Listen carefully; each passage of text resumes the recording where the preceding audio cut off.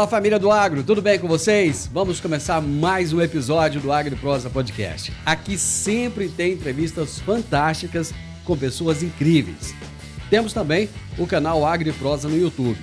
Que tal dar uma passadinha por lá e assistir as entrevistas que você ouve por aqui? E se você achar que vale a pena, vai lá, se inscreve no canal. O like eu tenho certeza que você vai deixar por lá, né? E se você conhecer alguém que possa se interessar por algum dos assuntos dos vídeos, então compartilha. Simbora então para mais um AgriProsa Podcast. Antes de começar a nossa entrevista de hoje, eu vou trazer o recado do nosso patrocinador aqui no AgriProsa Podcast. Você está procurando a fazenda dos seus sonhos ou o lugar ideal para expandir os seus negócios no campo? A Rural Urbano Imóveis é a sua melhor escolha em todo o Brasil. Com uma equipe de profissionais altamente qualificados e especializados, a Rural Urbano Imóveis oferece as melhores opções em compra, venda e arrendamento de fazendas. Aqui, cada cliente recebe suporte personalizado para encontrar a propriedade perfeita, com toda a segurança e eficiência que você merece. Não perca mais tempo. Contate hoje mesmo a Rural Urbano Imóveis pelo WhatsApp 64 992 48 27 94 e dê o primeiro passo em direção ao sucesso no agronegócio. Rural Urbano Imóveis, conectando você ao futuro do campo. O meu entrevistado de hoje é Christian Lobauer, que é vice-presidente da Associação De Olho no Material Escolar. E o tema da nossa entrevista será: a educação de nossas crianças está em risco. Fala, Christian, como é que você está? Tudo bem? Vou bem, Divino. E você, tudo jóia? Prazer estar aqui com você no AgriProsa. Muito obrigado, cara. Tô excelente. Comecei 2024, cara, todo vapor, acreditando que esse ano vai ser melhor que 2023, acreditando que a gente vai matar a pau, cara, que vai ser muito bom. Isso que eu explico, isso mesmo. Christian, deixa eu entender, cara, você já foi candidato na política uma vez? Eu fui. Você foi candidato a quê e que ano, cara? Eu sou um dos fundadores do Partido Novo. O Partido Novo é um partido que foi fundado em 2011. E eu fui um dos fundadores, a gente trabalhou muito para registrar o partido até 2015. Aí a gente participou das eleições de 2016, eu ainda era dirigente. Aí em 2018 eu participei na chapa do João Amoedo. Eu era vice na chapa do João Amoedo na campanha presidencial, quando a gente elegeu o Zema, governador de Minas, elegeu uma bancada de 8 deputados federais. Tem uma passagem pela política aí, fazer uma contribuição para a democratização do país, para outras alternativas políticas, enfim. Tem uma breve passagem, sim. Mas você continua atuando politicamente dizendo, partidariamente dizendo ou não? Não, eu estou no partido ainda, mas estou distante da operação, da reorganização do partido. Tem muitos capítulos. Depois de 2018, teve 2020, que foi um ano muito difícil. Depois 2022, também foi difícil para o partido, né? Mas vamos ver, esse ano tem eleições municipais. Nós estamos tentando aí retomar, reconstruir, reeditar o partido, mas a conjuntura geral da política ficou muito mais complicada, né? Com a polarização, com essa coisa com essa coisa nervosa que virou a política, né? Da internet, Então já era difícil o que a gente tentou fazer lá atrás, agora então ficou bem mais. Mas aí, eu tô distante observando, sabe?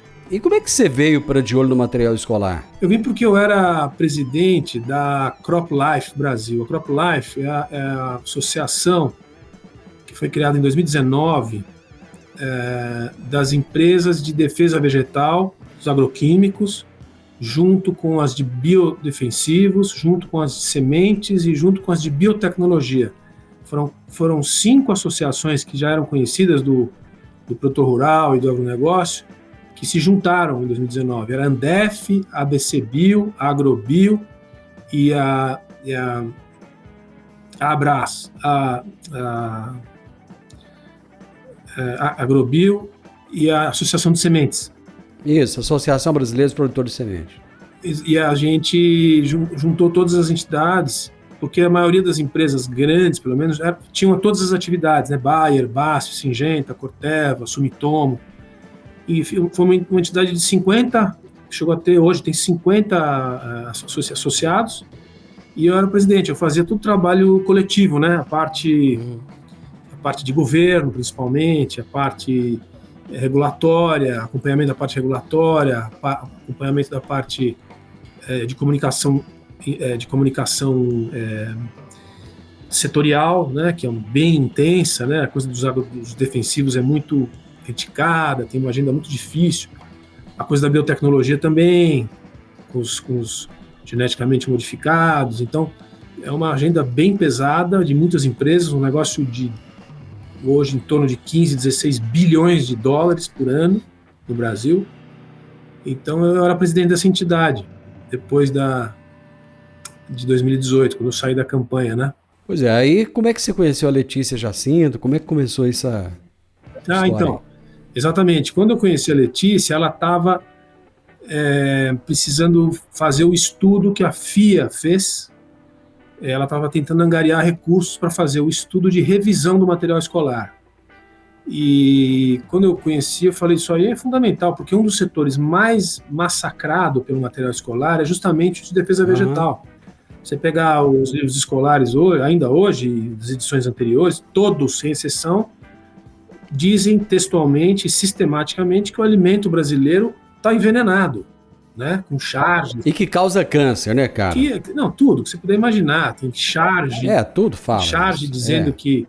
Enfim, a Letícia tem um dossiê com todos os absurdos. E aí eu falei, olha, isso é do interesse da nossa indústria, a gente foi um dos principais financiadores, junto com todo o pessoal que eu ajudei a angariar, das associações do agro, para ajudar a financiar o estudo, né? A pecuária, os exportadores de carne, os exportadores de frango, os produtores de frango e suínos, a açúcar e etanol, que são setores muito afetados. O material escolar diz que tem trabalho escravo na cana-de-açúcar em São Paulo até hoje, diz que a pecuária é a grande causadora da destruição da Amazônia, tem problema de matemática dizendo que o fazendeiro entra na ordenha de índio, assassina X índios quantos sobraram. É nesse nível o material escolar brasileiro, em torno do agro. Então, eu falei, olha, eu como representante de um setor que é muito criticado, vou ajudar ela, e a gente trabalhou e conseguiu fazer o estudo, financiar, produzir, editar e entregar para a sociedade e para o parlamento. É um conteúdo que mostra, entre outras coisas, que 3% das fontes dos livros escolares tem fonte científica. 3%? Né? 3%. 97% do que se escreve para os alunos são material opinativo ou de instituições como Greenpeace, WWF, que tem lá posições que não são exatamente oficiais, né? E que não correspondem àquilo que a Embrapa fala, que o MAPA fala, que o CDE fala, que a FAO fala e publica, né? São fontes oficiais sobre os números das coisas como são, né? Foto de satélite. Então, é isso que aconteceu com o material escolar brasileiro. Então, eu me aproximei, a gente ficou junto e construiu de olho aí. Ela me convidou para ser vice-presidente para auxiliar nessa área mais governamental, institucional, né? Por isso que nós estamos aqui também conversando, né?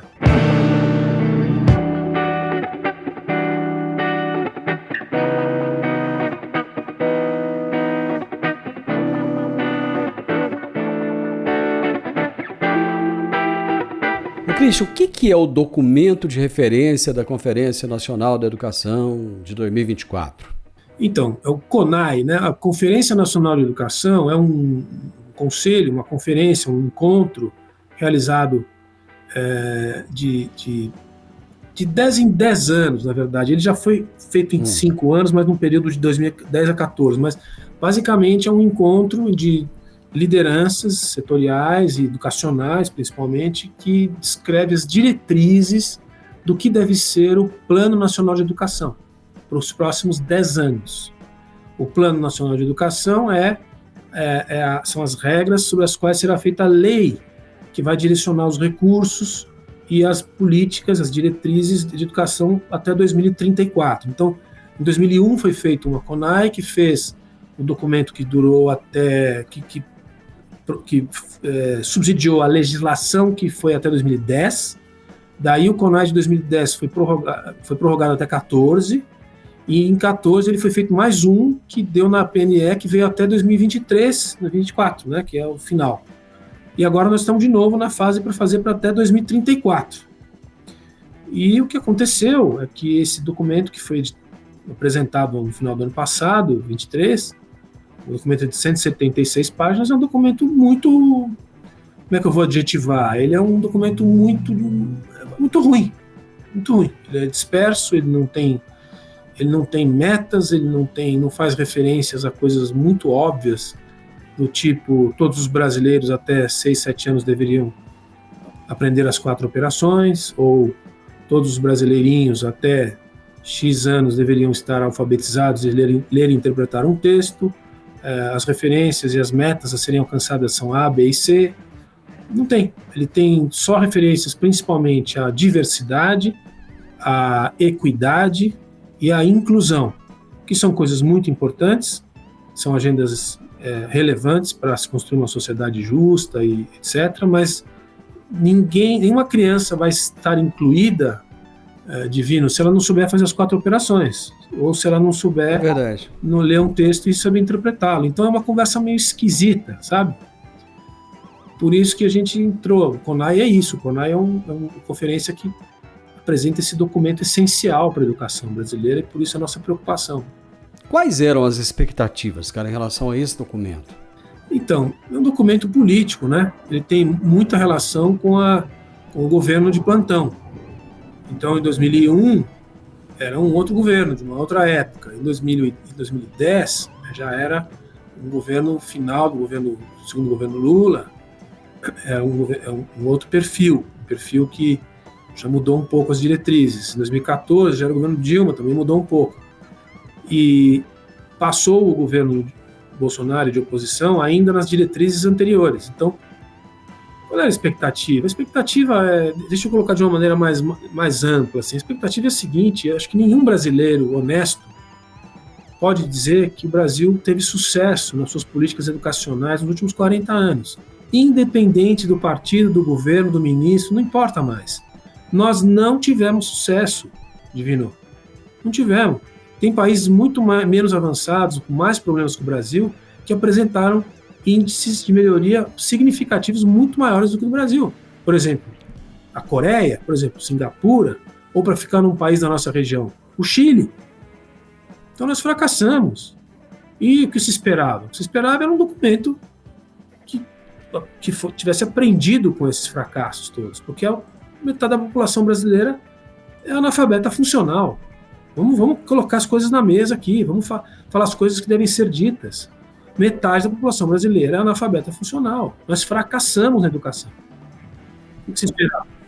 Cara, mas assim, a coisa não tende a piorar a partir do momento, por exemplo, que o MST quer ter curso de medicina para pessoas que integram o movimento, sem vestibular e tal. Quer dizer, aí a coisa não começa, o buraco não começa a ficar mais embaixo? Para mim, parece mais do que evidente que sim.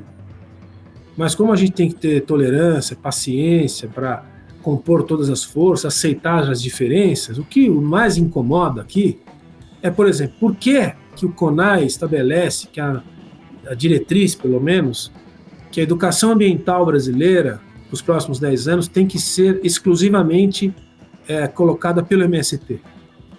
É isso que está escrito lá. Então, você quer colocar o MST? Então tá bom. Para mim, o MST é uma instituição criminosa, mas vamos lá. Então, vamos colocar o MST, mas vamos colocar outras instituições para debater também. A CNA, associações de representação de classe, né? E vamos chegar a um texto onde todos colocam suas posições.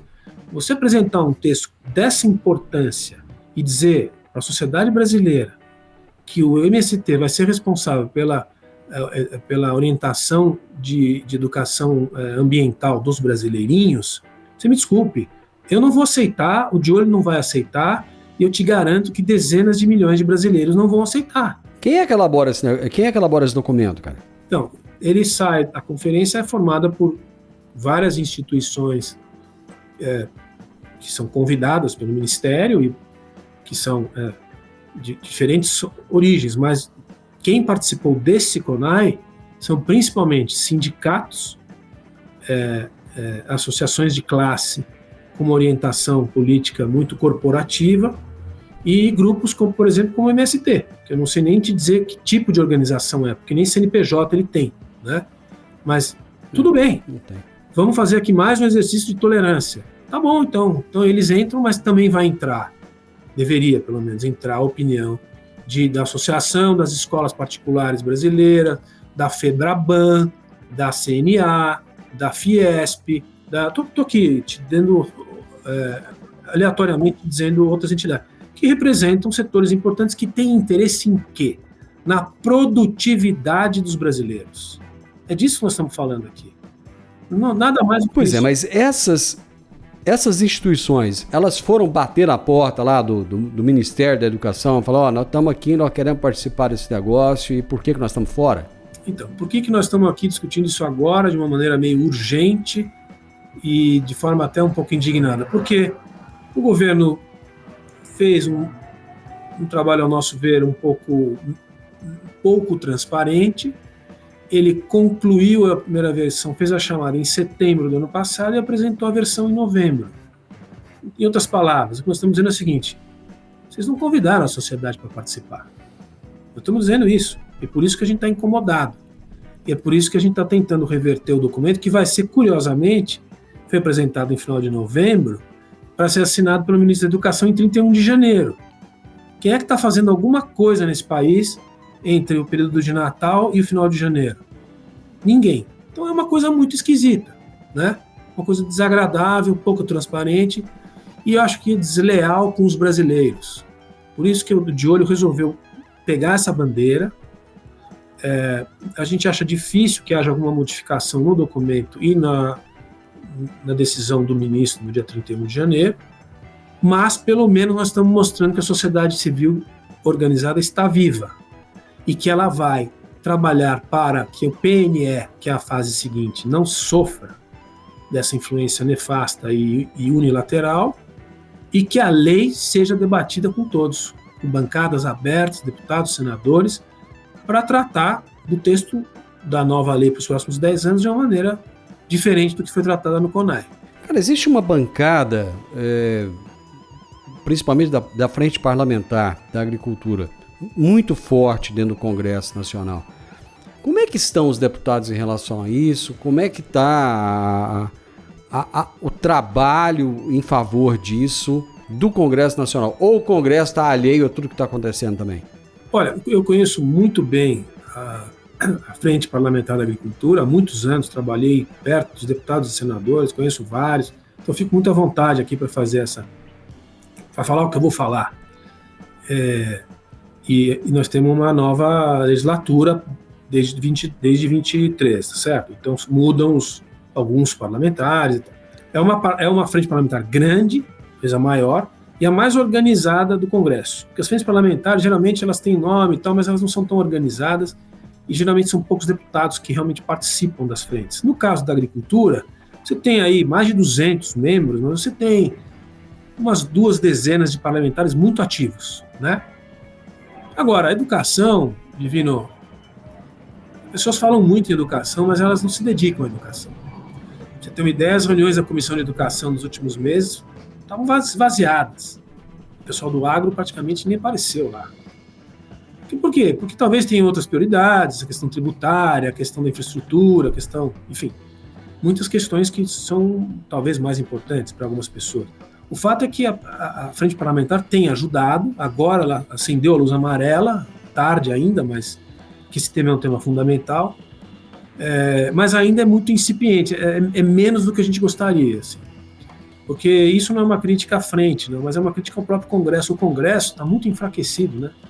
E o Centrão, de onde fazem parte muitos membros da Frente Parlamentar da Agricultura e outras frentes, ele trabalha em torno de temas mais balcão de negócios, vamos dizer assim, sem acusação de ninguém, mas o compromisso com temas de interesse nacional, estratégicos para o país, de longo prazo, está muito distante de 350 deputados. E não é diferente na frente parlamentar. Então, falar de educação é sempre bonitinho, mas na hora que você tem que enfrentar uma pauta dessa mesmo, que ela não dá muito voto, ela não dá muito ibope, fica mais difícil. Então, além do que, se me permite mais 30 segundos, a pauta da educação foi ocupada pela esquerda nos últimos 40 anos. Eles são os donos da pauta, eles são os donos das posições, são os donos das cadeiras, são os donos, são os monopolistas das virtudes. Eles que sabem o que é bom, né? Não ouvem outras entidades, outras visões, outras escolas de educação, tecnologia, metodologias.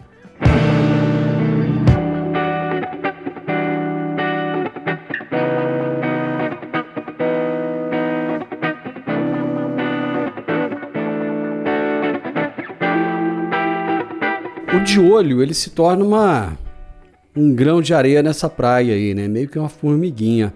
Vocês têm conseguido sucesso? Quando você olha assim para todo o trabalho que foi feito até agora, que é um trabalho recente, né? Bem recente, mas vocês já começaram a gritar nos diversos veículos de comunicação e tal, tem tido até um espaço.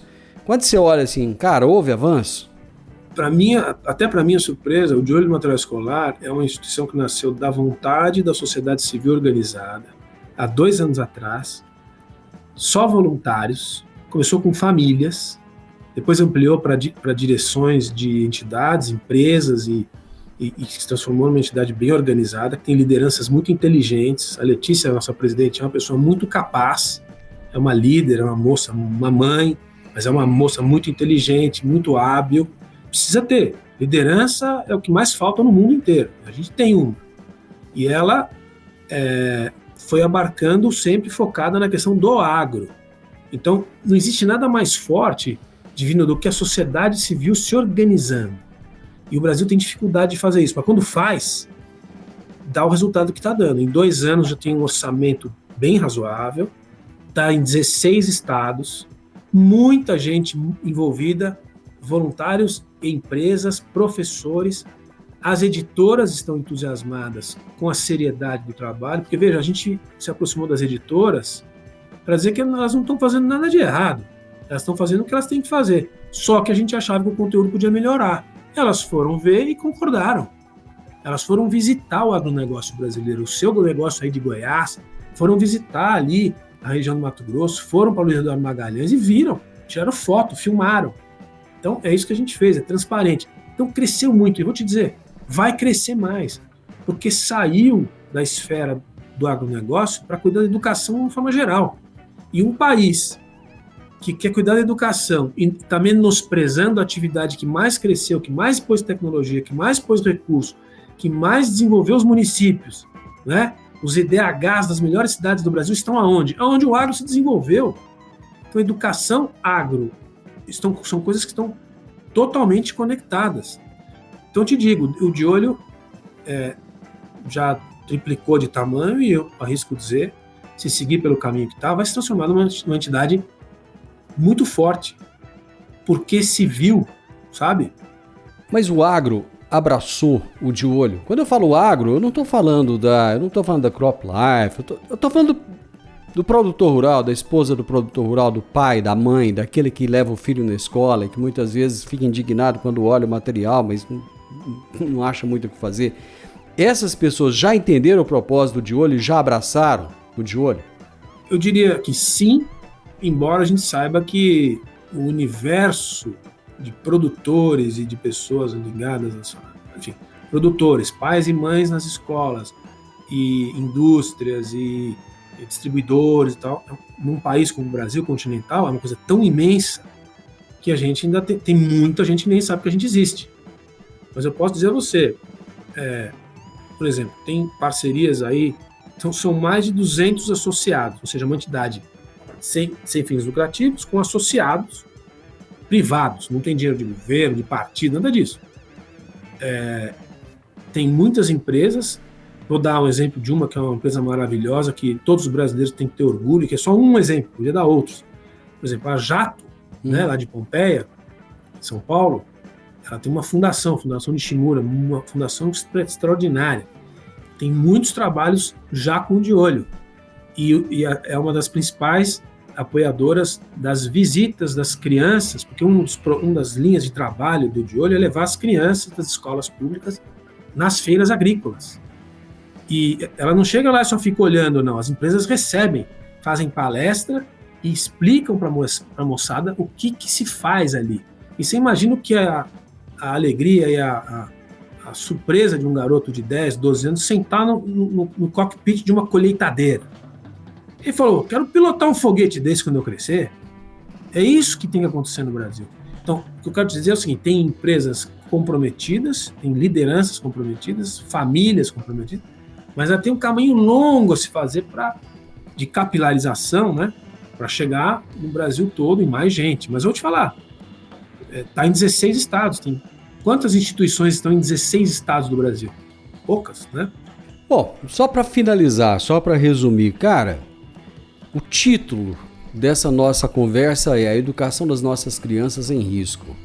Está mesmo em risco? Eu acho que essa é uma afirmação que vai muito além do nosso trabalho. Ela está há muito tempo. Aliás, a comprovação de que ela está em risco é o que a gente já assiste nas ruas. É a dificuldade que as novas gerações têm de realizar operações simples. Então, a gente já está numa situação de tensão em função do baixo índice de educação e como consequência de produtividade. O que nós temos agora na nossa frente talvez seja quase uma pá de cal. Eu vou usar palavras fortes, se me permite. Uma pá de cal para você transformar uma geração toda em escravos. Você entende? Porque não há nada mais libertador do que você ter uma educação básica de qualidade. Isso sim é inclusão, isso sim é respeito à diversidade. E não é isso que está no documento para um país que já está numa situação tão sensível como a brasileira. É um documento muito preocupante e nós não podemos aceitar, porque está em risco sim. Se você achar que o MST vai educar as crianças brasileiras em matéria de educação ecológica e uso da terra, etc., nós estamos condenados ao fracasso. E é isso que nós estamos falando aqui, com letras e de forma muito, muito transparente. Esse texto, com esse direcionamento, é o fracasso das novas gerações. E é um risco para o país inteiro. Meu amigo, obrigado por compartilhar essa sua visão, a visão do De Olho. Eu fico muito feliz de abrir o espaço aqui mais uma vez para o De Olho, e sempre que vocês quiserem, venham conversar com a sociedade, com minha audiência. E eu sinto que isso funciona, Cristian. Eu até te perguntei se o produtor tinha abraçado, porque na última entrevista que eu fiz aqui com alguém do De Olho, o meu telefone tocou logo depois que isso foi ao ar, com gente perguntando como é que eu faço para participar. Então, assim, eu acho que vocês estão conseguindo sim. É devagar, é lento, é pequeno, mas tem crescido. Isso é que é importante. Obrigado, cara. Se me permite, Divino, as pessoas na física, elas podem ser membros. E é com esses recursos que a gente faz tudo que faz. A agroteca na Universidade de Exalc, em Piracicaba, que está pronta, crescendo, com informações de todo tipo, para todo mundo que precisar, informação fácil de entender sobre o agronegócio geral, ela está sendo construída com esses recursos, né? Então, qualquer um que se interessar no seu programa e quiser, é só procurar no site De Olho no Material Escolar, vai encontrar as referências e pode entrar como um membro, como pessoa física. Bacana. Abraço para você. Volta mais vezes. Obrigado, prazer falar contigo. Igualmente. Gente, eu conversei com o Christian Lobauer. Ele traz uma visão da educação brasileira realista, viu? Pode ser até ruim, talvez não seja o que a gente queira ouvir, mas é uma visão realista, verdadeira, né?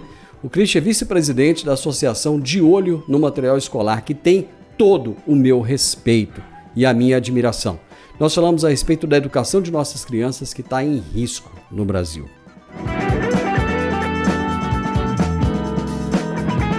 O podcast Agro e Prosa tem o objetivo de falar do agronegócio de forma fácil, simples e descomplicada. Diariamente conversamos com os maiores atores do agro e abordamos os mais diversos assuntos de interesse de produtores rurais, técnicos, pesquisadores, profissionais da área e simpatizantes do agronegócio. Se você gosta do nosso podcast, então você pode nos ajudar. É muito simples. Basta seguir-nos nas principais plataformas de streaming e também no YouTube. Se você deixar um gostei, compartilhar os episódios e deixar um comentário, já vai nos ajudar muito a dar relevância tanto ao podcast quanto ao canal. E o mais importante de tudo, nos siga para receber notificações de novos vídeos e episódios. Um grande abraço para você e até a nossa próxima prosa.